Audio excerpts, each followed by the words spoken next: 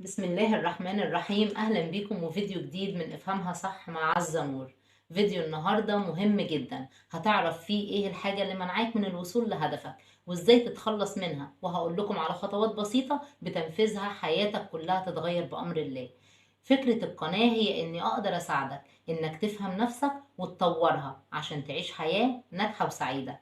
عشان كده كلامي النهاردة عن هدفك في الحياة. أنا وأنت وهي وكتير مننا عايشين وخلاص. عمرك سألت نفسك إزاي أعرف هدفي في الحياة؟ عايز تعرف هدفك في الحياة؟ بطل إدمان. كتير مننا هيستغرب الكلمة وهتقولوا إحنا مش مدمنين ولا حاجة، لكن الحقيقة إن أغلبنا مدمنين. مدمنين للدوبامين، ولو وقفت إدمانك للدوبامين هتعرف هدفك في الحياة. طيب بالراحة كده وتعالى نفهم إيه هو الدوبامين، وهل لو بطلت إدمان الدوبامين هقدر أعرف هدفي فعلا؟ يلا بينا نفهم. في البداية الدوبامين هو هرمون بيحركني لعمل نشاط معين علشان أشعر بالسعادة وتحسين المزاج. يعني الدوبامين هو الحافز لإنجاز أي عمل أنت بتقوم بيه. طب إيه المشكلة؟ ما الدوبامين كويس أهو ابن ناس، في إيه بقى؟ أقول لك يا سيدي، المشكلة في نوع النشاط اللي أنت بتعمله، لأن الأنشطة نوعين: نشاط استهلاك ونشاط إنتاج. والإدمان كله بيتلخص في نشاط الاستهلاك.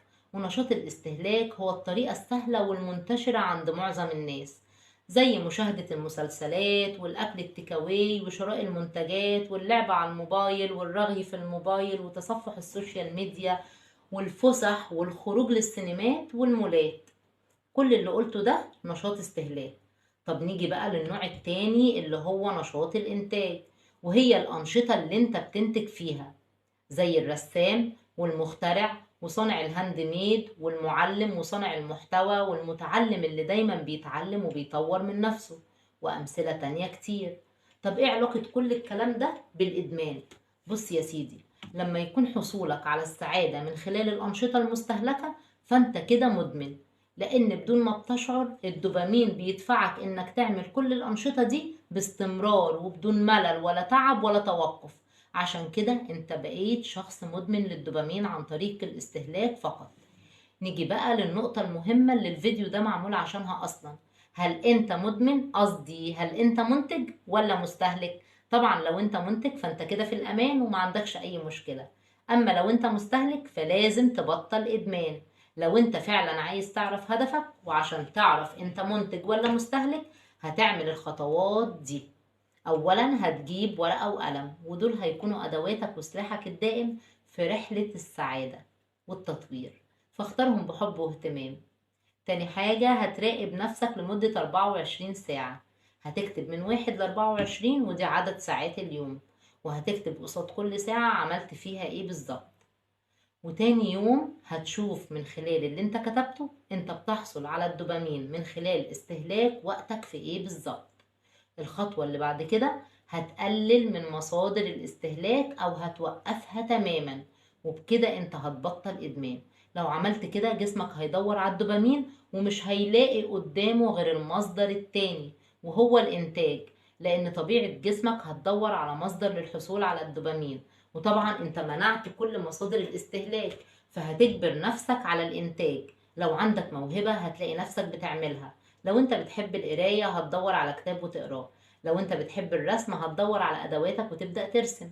حتى لو ما عندكش اي موهبة هتبدأ تعمل اي حاجة، حتى لو كان ترتيب البيت، او هتنجز اي عمل انت كنت سبته، لان طبيعة جسمك هتبحث عن الدوبامين. انت بس اجبره انه يروح للطريق التاني، طريق الانتاج. اقفل كل مصادر الاستهلاك هتجبره انه يروح لمصادر الانتاج.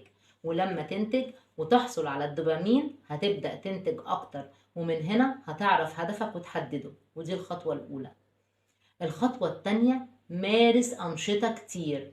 حدد على الأقل 3 أنشطة جديدة عليك وتعلمها، زي لغة جديدة، مهارة جديدة زي الفوتوشوب أو البرمجة أو الرسم أو القراية أو تعلم صيانة اللابتوب أو الموبايل.